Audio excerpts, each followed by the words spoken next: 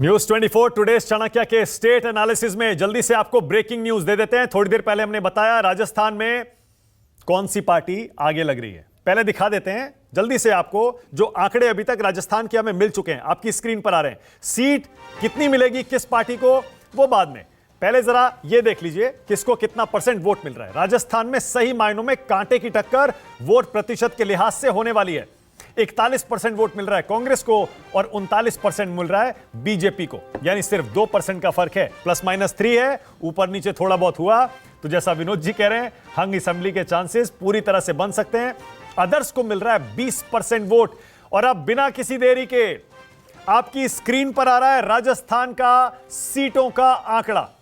कौन सी पार्टी राजस्थान में इस बार कितनी सीटें जीतेगी आपकी स्क्रीन पर आने वाला है। यह तो वोट फीसदी हो गया, 41% वोट के साथ कांग्रेस पार्टी आगे है, 39% वोट के साथ बीजेपी टक्कर जरूर दे रही है राजस्थान में कांग्रेस को, लेकिन वोट प्रतिशत के हिसाब से कांग्रेस पार्टी जीतती हुई लग रही है। लेकिन सीटों में उसे कन्वर्ट करेंगे तो देखिए जरा, 101 सीटें कांग्रेस पार्टी जीतेगी राजस्थान में, 101। लेकिन बहुमत बहुत ही मामूली, क्योंकि आपको पता है राजस्थान में 199 सीटों पर वोट पड़े हैं 200 में से, उसमें से 101 यानी कि सिर्फ बहुमत के आंकड़े से 2 सीटें ज्यादा। ऐसे में आप जरा खुद सोचिए यह सरकार कैसे चलेगी। बीजेपी 89 सीटों के साथ बहुत ही क्लोज फाइट में है राजस्थान में कांग्रेस के साथ, 89 प्लस माइनस 12 और 101 जो कांग्रेस की हम बता रहे हैं उसमें भी प्लस माइनस 12 कर लीजिए। ऐसे में जो ये अदर्स का आंकड़ा है 9 सीटों का, ये कितना अहम हो जाता है ये आप खुद समझ सकते हैं। क्योंकि पिछली बार याद करिए राजस्थान में अशोक गहलोत ने भी बीएसपी के 6 एमएलए तोड़ लिए थे अपनी सरकार को मजबूत करने के लिए, स्टेबिलिटी देने के लिए। मध्य प्रदेश में क्या हुआ आपको पता ही है, जहां पर मामूली बहुमत कमलनाथ को मिला था। ऐसे में अगर राजस्थान में न्यूज 24 टुडेज चाणक्य का एनालिसिस जो नतीजा दिखा रहा है अगर यही रहता है तो फिर आप समझ सकते हैं कि स्टेबिलिटी कितना बड़ा इशू रहेगा इस सरकार के लिए। ओके विनोद जी, पहले आपका रिएक्शन, आपको ठीक लग रहा है? देखिए मैं तो वहाँ गया था, काफ़ी दिन रहा वहाँ पर, और जो मेरा आकलन था कि भाई देखिए फलोदी के जो पंटर्स हैं उनका शुरू से आकलन था 118 से 20 बीजेपी और कांग्रेस 60 से 70। लेकिन ज़मीन पर अशोक गहलोत के खिलाफ कोई भी रोष या गुस्सा नहीं था।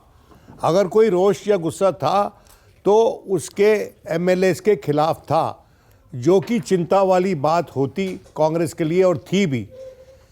तो अगर ये आंकड़े आते हैं 101 के तो सच में अशोक गहलोत जादूगर है,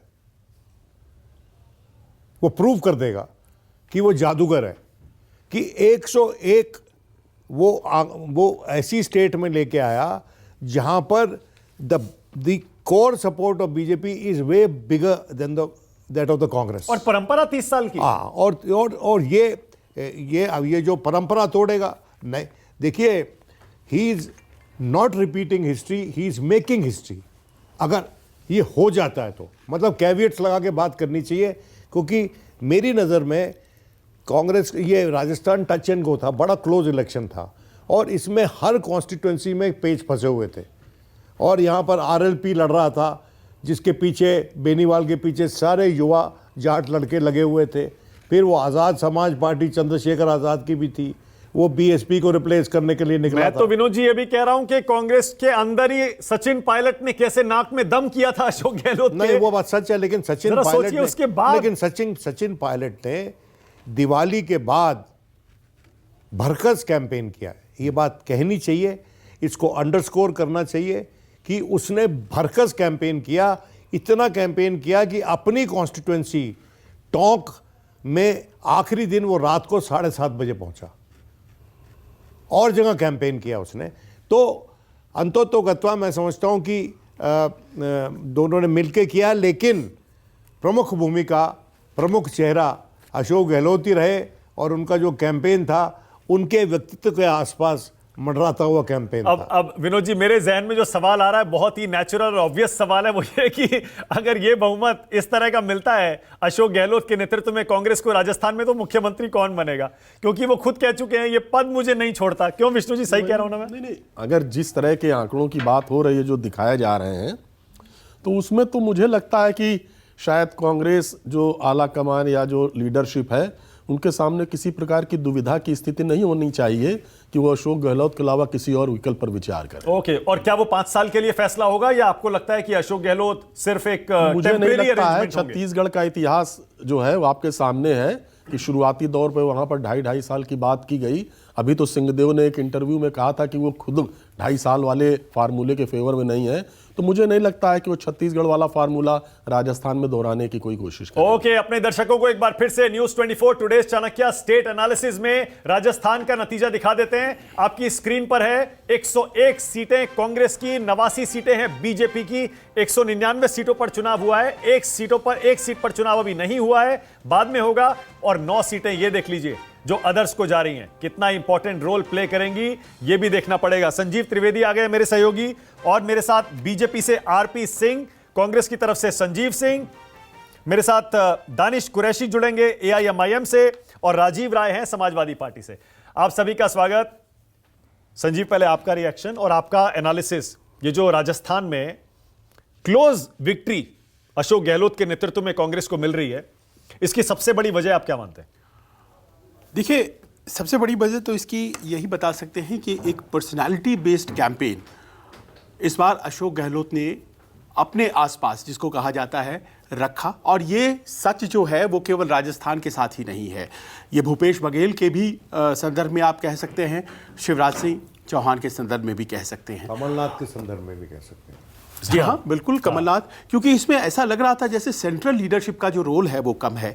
दूसरी बात ये भी दिखाई पड़ी कि जो उनके सोप्स थे, जो उनकी रेवड़ियां थी, जिसको कहा जा सकता है कि इस बार हर जगह रेवड़ियों का सबसे बड़ा एक रोल है। लेकिन ये बड़ा अप्रत्याशित है कि जो रेवड़ियों का सरताज प्रदेश है वो है तेलंगाना, और वहां पर रेवड़ियों का असर कुछ उल्टा होता दिखाई पड़ रहा है। वरना हर जगह या तो लाडली बहना है, या तो मोबाइल फोन है, या फिर कुछ इस तरह की बातें, या फिर बघेल साहब के भी केस में। तो ऐसे में ऐसा लग रहा है कि एक अपने आसपास कैंपेन को सेंटर रखना, देखिए इसमें केंद्रीय नेतृत्व पर कम और अपने ऊपर ज़्यादा। और दूसरा, आप मुख्यमंत्री को लेकर के जो प्रश्न कर रहे थे, मानक बहुत इंटरेस्टिंग है, और विनोद जी इस पर ज़्यादा प्रकाश डालेंगे। 101, 99, 98, 92 ये जो हैं, ये आंकड़े सबसे ज़्यादा सूट करती हैं अशोक गहलोत को, क्योंकि आप कल्पना नहीं करेंगे उसके कितने लोग उनके जो हैं वो इंडिपेंडेंट बन करके जीत करके आ रहे हैं। और असली भूमिका वो निभाते हैं, क्योंकि it's only him who can cobble up the majority, ऐसा कहा जाता है। और ये सच्चाई वसुंधरा जी के भी मामले में कही जाती है, और ये सच्चाई कही जाती है अशोक गहलोत मामले में ज्यादा। और जो जादूगर वाली बात कही जाती है उनके लिए, वो यही है जादू, कि वो आंकड़े कभी भी 110 क्यों नहीं आते, 115 नहीं आते हैं, वो लेकिन उसके बावजूद, जैसे मैंने कहा ना, सचिन पायलट ने, अब हालांकि वो इतिहास हो गया, लेकिन सचिन पायलट ने पूरा जोर लगा दिया, मानेसर में आकर बस गए थे, याद करिए कितने हफ्ते रहे यहां पर, लेकिन जादूगर के आगे उनकी एक नहीं चली। एक बार फिर से न्यूज 24 की स्क्रीन पर राजस्थान के आंकड़े, न्यूज 24 टुडेज चाणक्य का स्टेट एनालिसिस कह रहा है राजस्थान में कांग्रेस पार्टी आगे है, बीजेपी पीछे रह जाएगी। अशोक गहलोत के नेतृत्व में एक बार फिर से कांग्रेस की सरकार बनेगी, लेकिन बहुमत होगा बहुत ही मामूली। 101 सीटें मिल रही हैं कांग्रेस पार्टी को +-12, बीजेपी को 89 +-12, और अदर्स को मिल रही है 9 सीटें, जैसे संजीव कह रहे थे।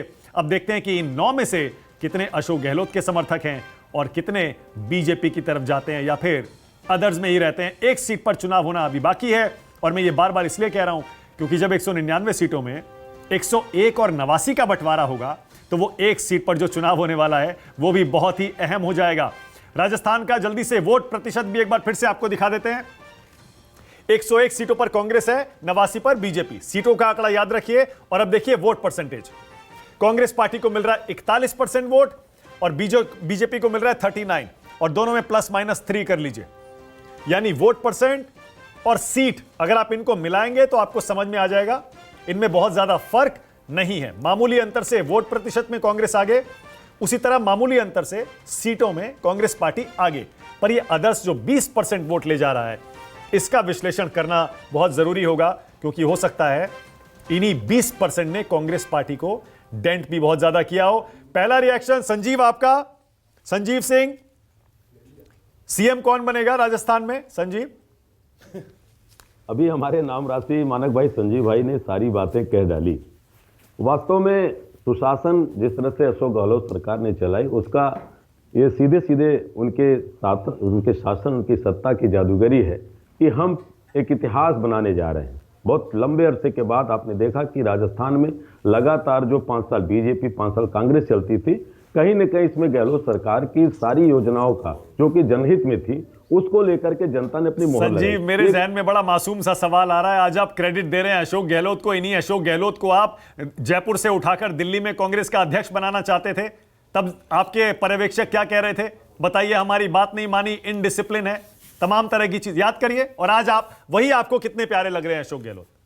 देखिए मानक भाई, एक चीज जरूर कहूंगा कि मैं कांग्रेस के अलावा अन्य किसी पार्टी की बात नहीं करना चाहता। तो राजनीति है, राजनीति में समय सबसे बड़ा महत्व रखता है। किसी समय किसी भी दल में अगर आप देखें तो आडवाणी जी बहुत श्रेष्ठ नेता हुआ करते थे। क्या हुआ था जब गोवा की अधिवेशन हो रही थी, इस तरह से तनातनी हो गई कि आधा बीजेपी बट रही थी। तो ये मुझे लगता है कि ये आज कहना कि अशोक गहलोत साहब उस समय आपकी नजर में क्या थे, आज नहीं थे। नहीं, आप मेरा सवाल समझे नहीं। एक सेकंड, मैं दोबारा पूछता हूं। मैं ये नहीं कह रहा हूं कि आपकी पार्टी में झगड़े हो रहे थे, मैं झगड़े का जिक्र कर ही नहीं रहा हूं।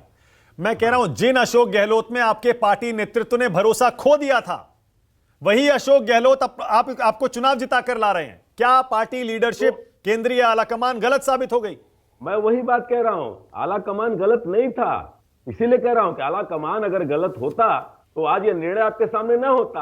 आलाकमान सही था, कुछ जो दूरियां थी, कुछ गलतफहमियां थी, उसको आलाकमान ने लेकर के डिस्कस किया, जिसका सामने आपके सामने नतीजा है कि 199 सीटों पे कांग्रेस आज बहुमत के साथ सरकार बनाने जा रही है राजस्थान में। और कहीं न कहीं अशोक गहलोत सरकार की वो तमाम योजनाएं हैं जिसको लेकर कि भारतीय जनता पार्टी, आपको ख्याल होगा कि एक भी चेहरा यहां नहीं भारतीय जनता पार्टी। संजीव, मैं मान सकता हूं, मैं मान लेता हूं कि गांधी परिवार ने, केंद्रीय नेतृत्व ने, मल्लिकार्जुन खड़गे ने, राहुल गांधी ने, सबने मिलकर सचिन पायलट और गहलोत का झगड़ा खत्म करा दिया चुनाव से पहले, मान लिया मैंने। और सचिन पायलट ने बाकायदा सारी चीजें भूलकर प्रचार भी किया।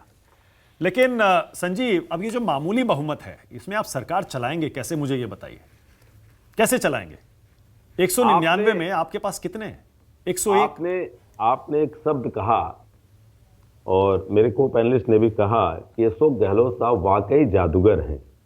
तो उनकी जो शासन सत्ता चलाने की जो प्रवृत्ति है, वो आप आने वाले दिनों में देखेंगे। अभी आपने कहा कि जो अदर्स किधर जा रहे हैं, मैं दावे के साथ कह रहा हूं कि अभी हम 101 से ज्यादा सीटें लेकर के, आपने दिखाया ना कि +-12, मैं +12 करके देख रहा हूं मानक भाई। इसलिए कहीं कोई गुरेज नहीं है कि अशोक गहलोत की सरकार पूर्ण बहुमत के साथ राजस्थान में कांग्रेस की सरकार बनेगी। ओके, अच्छा ठीक है। मैं जल्दी से अपने दर्शकों को एक बार, अभी तक जो हमारे पास news 24 today's Chanakya state analysis में अलग अलग राज्यों के आंकड़े आए हैं, जल्दी से दिखा रहा हूं। राजस्थान का आंकड़ा जल्दी से सबसे पहले दिखाइए, फिर से फुल स्क्रीन लेकर। राजस्थान क्योंकि अभी अभी आया है, राजस्थान में देखिए कांग्रेस की सरकार बनती हुई दिख रही है। हमारे एनालिसिस के मुताबिक 101 सीटों के साथ मामूली बहुमत है, बीजेपी रह जाएगी 89 पर। अदर्स इंपॉर्टेंट रोल प्ले करेंगे, 1 सीट पर चुनाव बाकी है।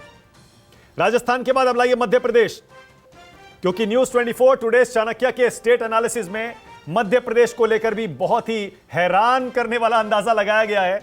बीजेपी 151 सीटों के साथ, एक बड़े बहुमत के साथ मध्य प्रदेश में सरकार में वापस आ रही है। जैसे अशोक गहलोत को जादूगर राजस्थान में कहा जा रहा है, शिवराज सिंह को जादूगर मध्य प्रदेश में कहा जा सकता है, जो कि मामा के तौर पर अपनी छवि को भुनाने में लगता है इस बार पूरी तरह कामयाब रहे। और कमलनाथ के लिए बहुत बड़ा फेलियर, 74 सीटों के साथ पार्टी कांग्रेस पार्टी देखिए कहां पिछड़ती हुई नजर आ रही है। अब लाइए छत्तीसगढ़, लेकिन छत्तीसगढ़ से कांग्रेस के लिए अच्छी खबर आई है, जहां भूपेश बघेल अपनी पार्टी को एक बार फिर सत्ता में वापस लाते हुए दिखाई दे रहे हैं अच्छे खासे बहुमत के साथ। हमारा एनालिसिस ये कह रहा है 57 सीटें आ सकती है कांग्रेस पार्टी को +-8, बीजेपी को 33 +-8। लगता है ये रिजल्ट छत्तीसगढ़ का कांग्रेस को सबसे ज्यादा इस समय सुखद लग रहा होगा। छोटा राज्य है लेकिन सबसे सेफ मेजॉरिटी छत्तीसगढ़ में ही दिख रही है। और अब तेलंगाना, माफ करिए, तेलंगाना शायद सबसे ज्यादा कांग्रेस पार्टी को राहत दे रहा होगा, क्योंकि वहां पर न्यूज 24 टुडेज चाणक्य का स्टेट एनालिसिस कह रहा है कि कांग्रेस पार्टी बहुत बड़ी जीत की तरफ बढ़ रही है। राजीव रंजन आ गए हैं स्टूडियो में। अभी आरपी सिंह जी आ रहा हूं, राजीव राय 1 सेकंड में आ रहा हूं, क्योंकि राजीव रंजन अभी तेलंगाना घूम के भी आए हैं। राजीव, क्या आपने वाकई ऐसी सुनामी आंधी देखी थी कांग्रेस पार्टी की जमीन पर तेलंगाना में, जो कि हमारे एनालिसिस में नीचे दिखाई दे रही है? 71 सीटें कांग्रेस पार्टी जीत रही है। पिछला रिजल्ट याद करिए जब केसीआर ने ऐसा ही नतीजा, शायद 88 जीती थी। देखिए, दोपहर तक तो मैं हैदराबाद में था, तेलंगाना में, और जब मैं दिल्ली एयरपोर्ट पर उतरा तो सबसे पहले मध्य प्रदेश का एग्जिट पोल मैंने देखा, तो मेरी फीलिंग बिल्कुल उसी तरह हुई थी जैसे ग्लेन मैक्सवेल ने अभी जो सेंचुरी मारी थी कि टीवी लोगों ने बंद कर दिया, बाद में नतीजा देखा ऐसा, तो मुझे लगा कि ऐसा 151 सीटें एमपी को, तो निश्चित तौर पर ये आश्चर्यजनक, लेकिन सत्य भी हो सकता है, सच भी हो सकता है, एग्जिट पोल है। इसी तरह मैं आपको बताऊं, एक चीज जो सारे राज्यों में घूमने के बाद मुझे पता चली कि अब भारत की चुनावी राजनीति बिल्कुल दो ध्रुवी होती चली जा रही है। इसमें तीसरे का किसी का रोल नहीं है।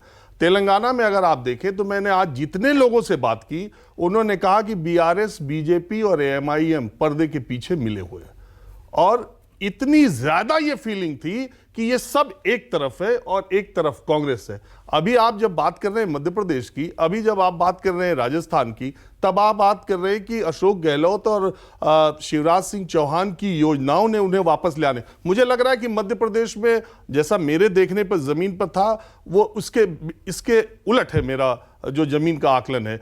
लेकिन मुझे जो चाणक्य कई बार इस तरह के मैक्सवेल की तरह इनिंग खेलता है, तो मुझे ऐसा लगता है कि महिलाओं ने शायद 100% शिवराज सिंह चौहान को वोट दे दिया होगा, तो ही ऐसे परिणाम आ सकते हैं। लेकिन आपको जान के आश्चर्य होगा कि जितने राज्यों में चुनाव हुए हैं, उसमें सबसे ज्यादा लोक लुभावन या रेवड़ियां बांटने का काम तो टीआरएस की सरकार ने किया। वहां वो कोई गरीबी रेखा नहीं, आपके 4 एकड़ खेत है तो भी, और 100 एकड़ खेत है तो भी, रायतो बंधु जो उनकी योजना है, वो एकड़ के हिसाब से पैसे ट्रांसफर करते हैं। और इतना पैसे का जोर और इतनी योजनाओं का जोर, बावजूद इसके हुआ क्या वहां जिससे पूछो वो एक फीलिंग। और इंटरेस्टिंग बात है, देखिए कि मुस्लिम्स वहां 13% है, 43% हैदराबाद में रहते हैं, 57% डिस्ट्रिक्ट्स में, वहां हैदराबाद बोलते हैं और डिस्ट्रिक्ट्स बोलते हैं। तो जो 57% मुसलमान जो हैदराबाद के बाहर थे, उन्होंने कहा कि ये पूरे का पूरा अगर एमआईएम ने इधर लड़ने की कोशिश की होती तो हम उसे पक्का बी टीम मानते। तो एमआईएम पुराने हैदराबाद तक अपने को महदूद रखे, बाकी जगह उनको आना नहीं है करके। और वहां पर सिर्फ 119 सीटों पर 9 सीटों पर एमआईएम लड़ी। बिहार में 25, यूपी में 60, गुजरात में 16, महाराष्ट्र में 26। लेकिन वहां क्या हुआ, वहां बहुत तेजी से ये नैरेटिव जो कांग्रेस ने सेट किया था, वहां के लोगों के दिमाग में बैठ गया कि बीआरएस, बीजेपी और एमआईएम। और इसलिए मैंने देखा कि आज वहां का वोट बिल्कुल बदलाव के लिए हुआ है। हैदराबाद के बाहर, विद इन हैदराबाद भी बदलाव के लिए वोट हुआ है। अब 77 जाएगा, 80 जाएगा, 61 रह जाएगा, 56 होगा, ये मैं नहीं जानता। लेकिन कांग्रेस पार्टी वहां टीआरएस से बड़ी पार्टी बनती हुई जमीन पर भी दिखाई दे रही थी। जहां तक राजस्थान की बात है, निश्चित तौर पर ये जो आप +-12 दिखा रहे हैं ना, 89, तो कौन 100 जाए, कौन 85 जाए, कौन 95 जाए, अभी भी यह कहना बड़ा मुश्किल है। लेकिन एक बात मैं दावे के साथ कह रहा हूं कि मुख्यमंत्री दिल्ली के लोग चाहें या न चाहें, या तो वसुंधरा बनेंगी या अशोक गहलोत बनेंगे। वसुंधरा राजे भी बन सकती हैं अगर बीजेपी बनी कम ज्यादा, तो भी वसुंधरा बनेंगी। 100 के आसपास हुआ तो भी वसुंधरा बनेंगी। अगर कांग्रेस का हुआ तो अशोक गहलोत बनेंगे। ओके, आरपी सिंह, राजीव राय और मेरे साथ जुड़ रहे हैं दानिश कुरैशी एआईएमआईएम से। लेकिन उससे पहले मेरे साथ इस समय टीएस सिंह देव जुड़ गए हैं छत्तीसगढ़ से, शायद अभी रायपुर में होंगे टीएस सिंह देव साहब, शायद दिल्ली में है। ओके, दिल्ली में है टीएस सिंह देव साहब। स्क्रीन पर लाइए, कैसे हैं सर, हाउ आर यू, क्या हाल चाल है आपके? मानक बोल रहा हूं स्टूडियो से। I am fine, thank you Manik ji. आपके चेहरे पर मुस्कान तो मैं देख रहा हूं, ऐसा लग रहा है कि सारे एग्जिट पोल देखकर आपने भी राहत की सांस ली है। जी, राहत तो होती है, इसमें कोई दो बात नहीं है। दूसरा कुछ कहूंगा तो गलत होगा। जब तक वो बात हो ना जाए, और अभी भी आखिरी सांसें अभी अटकी हैं, 3 तारीख को फाइनल रिजल्ट आ पाएगा। ओके, अब देखिए, मैं वो सवाल पूछूंगा जो आपको भी पता है कि मैं पूछने वाला हूं। मैं पूछूं या आप वैसे ही जवाब देंगे? जी नहीं, आप पूछ ले। ओके, तो क्या इस बार 2.5 साल का कोई अरेंजमेंट होगा टीएस सिंहदेव साहब? बिल्कुल नहीं होना चाहिए। इस बार मतलब Bhupesh Baghel clear front runner है सीएम बनने के लिए, आपने भी मान लिया है? उसमें पहले भी हाईकमांड जो तय करे वही होना चाहिए, और हम लोगों ने आपस में बैठ के यही चर्चा भी की। शैलजा जी के साथ बैठे थे और भूपेश भाई थे, हमारे पीसीसी प्रेसिडेंट दीपक बैज जी थे, स्पीकर चरणदास महंत जी थे, ताम्रध्वज साहू जी थे, शिव डहेरिया जी थे, कोर कमेटी है। और हम लोगों ने यही सब ने एक राय होकर निर्णय किया कि ये स्पेकुलेशन में बिल्कुल नहीं पड़ना है, और हाईकमांड जो निर्णय दे वो हम सबको स्वीकार है। आपको तो अभी एक भी लाइन उम्मीद का, है, क्योंकि हम लोग का प्रस्ताव है, आपको अभी भी उम्मीद है कि आप 2.5 साल के लिए, 1 साल के लिए या 5 साल के लिए सीएम बनेंगे? कुछ थोड़ी बहुत उम्मीद बाकी है? ये उम्मीद की बातों में रहना ही नहीं है। पिछले 5 साल का अनुभव बहुत खराब रहा, और सीधा एक लाइन, घर के बड़े जो तय करें उसके हिसाब से चलेंगे। तो घर के बड़ों ने तो पिछली बार आपके लिए 2.5 साल तय किए थे, पर वो पूरा ही नहीं हुआ। कहाँ डिक्लेयर किया? उनने तो कभी नहीं कहा। पर आपने तो कहा मीडिया था। में बात आई, भूपेश भाई ने कभी नहीं कहा, मैंने कभी नहीं कहा।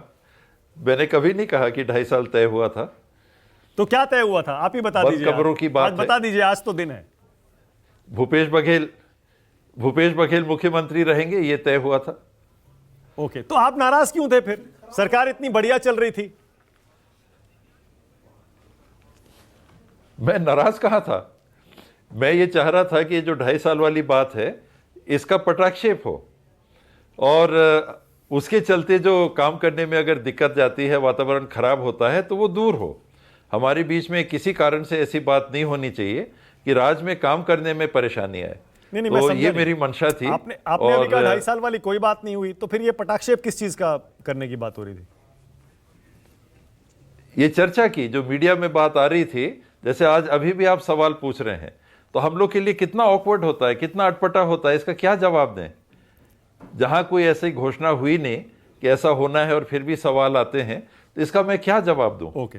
तो ये बहुत ही खराब परिस्थिति रहती है, और मैं बिल्कुल नहीं चाहता कि जीवन में ऐसी परिस्थिति कभी दोबारा आए। ओके, नहीं, आपने ये स्पष्टीकरण दिया, इसके लिए आपका धन्यवाद। क्योंकि मीडिया में और बाकी जगह यही माना जाता है कि टीएस सिंहदेव कहते हैं कि उनको 2.5 साल के लिए मुख्यमंत्री बनाने का आश्वासन दिया गया था, जिससे वो नाराज थे, और पिछले 2.5 साल से लगातार पार्टी आलाकमान से कह रहे थे वादा पूरा करिए, मुझे सीएम बनाइए, और पार्टी के अंदर कुछ ठीक नहीं था।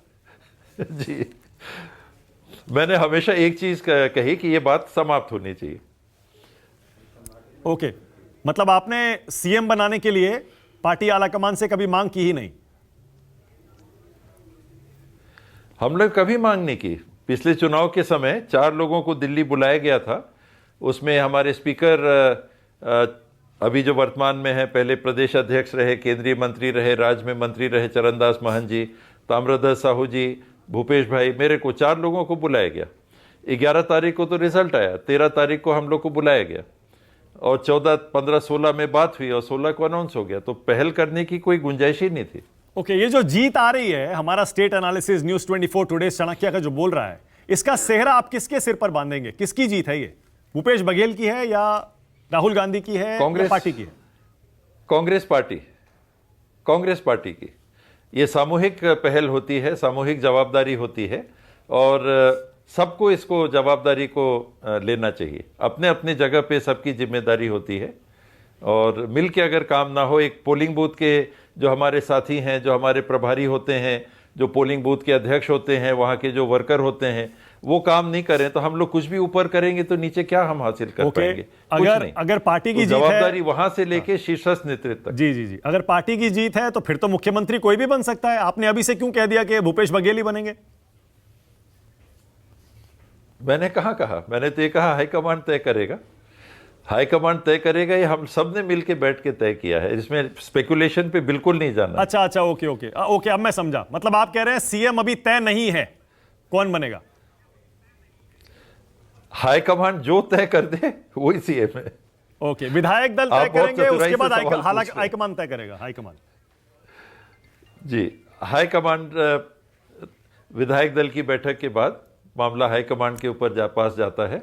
सभी दलों में यही प्रक्रिया होती है। ओके। और वहां से जो फाइनल डिसीजन होता है वो लागू होता ओके। भूपेश बघेल को सीएम के तौर पर 10 में से कितने नंबर देते हैं टीएस सिंहदेव साहब 5 साल में?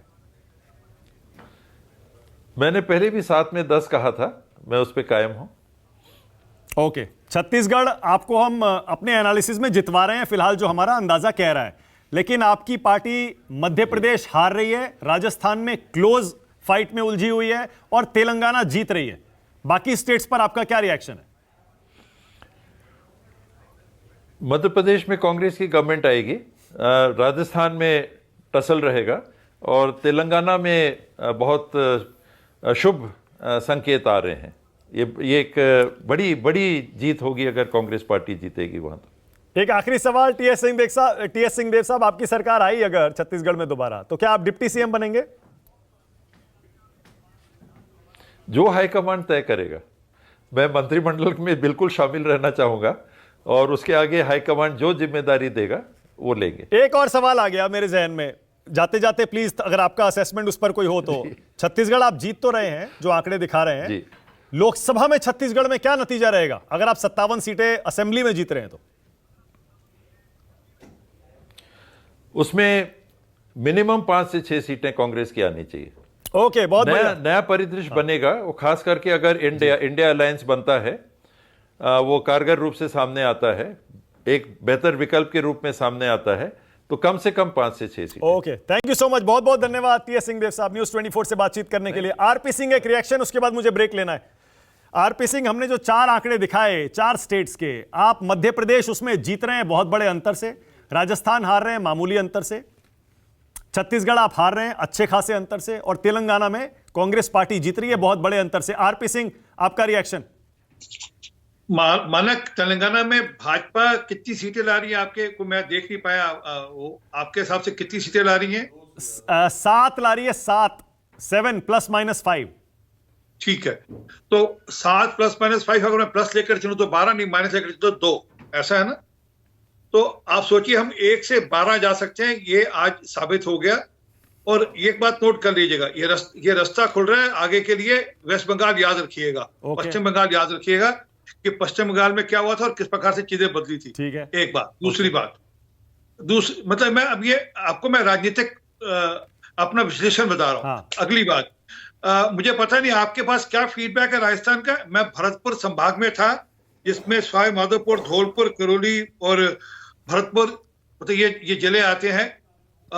19 सीटें आती हैं यहाँ पर। हम पिछली बार बिल्कुल 0 थे वहां पर, 1 जीता था, वो भी कांग्रेस में चले गए थे।